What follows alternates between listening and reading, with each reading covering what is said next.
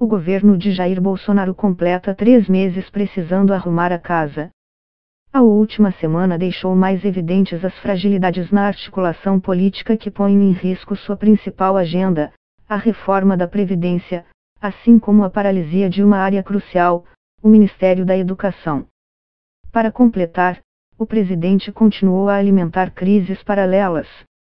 Depois do desgaste gerado pelo tweet sobre Golden Shower no Carnaval, Bolsonaro instigou reações negativas dos mais diversos setores da sociedade, da direita à esquerda, ao determinar a comemoração do golpe que instaurou uma ditadura militar em 1964. Neste fim de semana, ele chega a Israel para uma visita que também tem potencial de gerar atritos. De um lado, o governo ataca com veemência a velha política que seria, na sua visão, a troca de cargos por apoio no Congresso. De outro, não parece ter uma estratégia alternativa para articular a base e reunir os votos para a votação de uma matéria complicada como a reforma da Previdência. Ele não pode terceirizar a articulação como ele estava fazendo.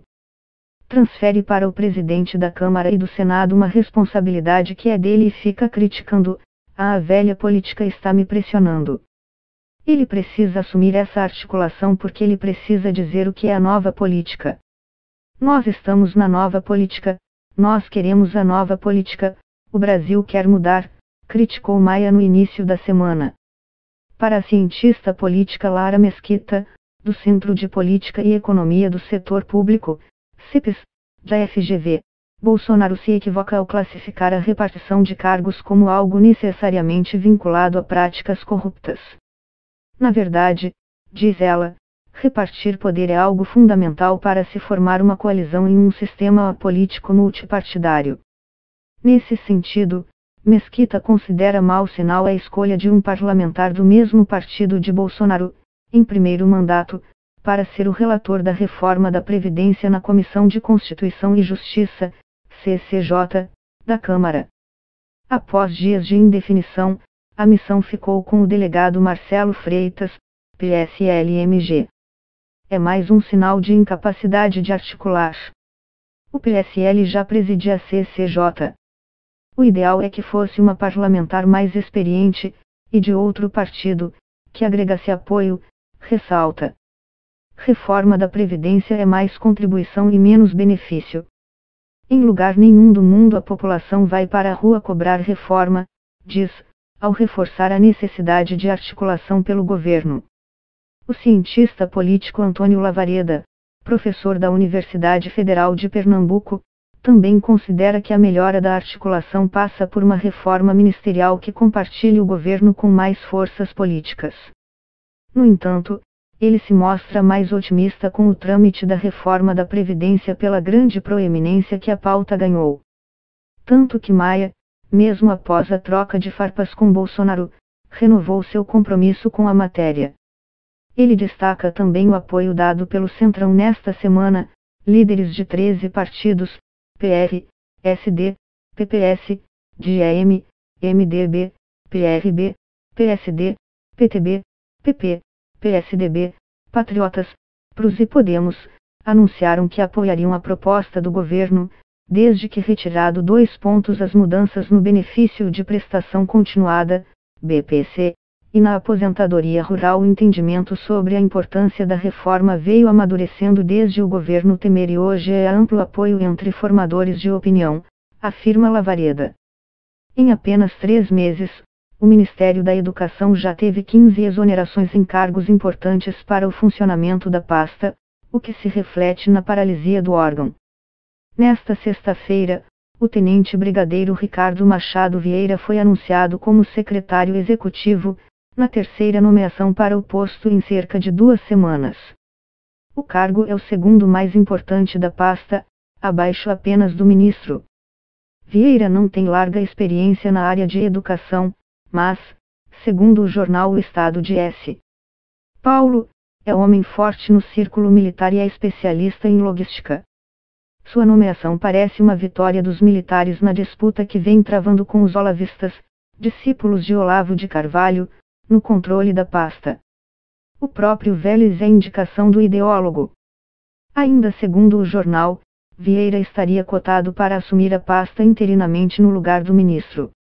É algo normal que um governo tenha diferentes grupos internos em disputa, mas no caso do Ministério da Educação eles estão se boicotando e o ministro e o presidente não estão sabendo arbitrar, afirma Lara Mesquita. A mais recente polêmica, em que uma portaria do Ministério suspendeu a avaliação nacional de alfabetização prevista para este ano, provocou a demissão do presidente do Instituto Nacional de Estudos e Pesquisas Educacionais, INEP, Marcos Vinícius Rodrigues, que saiu chamando Vélez de incompetente. Já o ministro disse que ele foi demitido porque puxou o tapete. Rodrigues, por sua vez, revelou documentos comprovando que a suspensão da avaliação partiu de outro olavista, o secretário de alfabetização, Carlos Nadalim. O próprio Bolsonaro acabou reconhecendo as fragilidades do ministro e a expectativa de que ele possa ser demitido depois que o presidente voltar da viagem a Israel. Ele, Vélez, tem problemas sim, ele é novo no assunto. Não tenho tato político, vou conversar com ele e tomar as decisões que tem que tomar, afirmou, nesta quinta. Depois da publicação de uma vídeo com cenas vulgares durante o carnaval, que ficou conhecido como episódio do Golden Shower, e de declarações desrespeitosas sobre imigrantes que vivem nos Estados Unidos, Bolsonaro despertou reação de diferentes setores da sociedade ao determinar, por meio do seu porta-voz, que as unidades militares realizassem as comemorações devidas do que o presidente considera a Revolução de 1964. O episódio, reconhecido historicamente como um golpe de Estado, levou os militares a ocupar o poder, sem eleições presidenciais, por 21 anos. De acordo com o relatório final da Comissão Nacional da Verdade, apresentado em 2014, 423 pessoas foram mortas ou desapareceram no período que vai de 1964 a 1985 pelo regime militar. O período foi marcado também por censura à imprensa e terminou com hiperinflação e aumento da pobreza. O presidente terminou a semana com um recuo, dizendo que na verdade tratava-se de rememorar, rever o que está errado, o que está certo e usar isso para o bem do Brasil no futuro. Bolsonaro se projetou como deputado e foi eleito presidente com a estratégia do confronto, do inimigo. A radicalização parece uma estratégia agora também, mas não sei se é a mais eficiente para administrar. É estressante para a sociedade, acredita Lara Mesquita. Para críticos desse estilo do presidente, ele acaba perdendo energia e capital político com questões que não são centrais. Neste fim de semana, por exemplo, embarca para Israel, o que deve trazer novo foco sobre sua polêmica promessa de transferir a embaixada brasileira de Tel Aviv para Jerusalém, algo que vai na contramão da recomendação da ONU e enfrenta resistência dentro do próprio governo. Além disso, Israel terá eleições parlamentares dia 9 de abril, o que pode levar à mudança do primeiro-ministro, tornando o timing da visita mais questionável. Para o Brasil, é uma viagem desnecessária do ponto de vista de pautas concretas, porque a prioridade deveria ser reforma da Previdência. Qualquer assunto que polarize internamente o governo, é péssimo para a perspectiva de reformas, afirma o professor de Relações Exteriores da FGV Guilherme Casarões.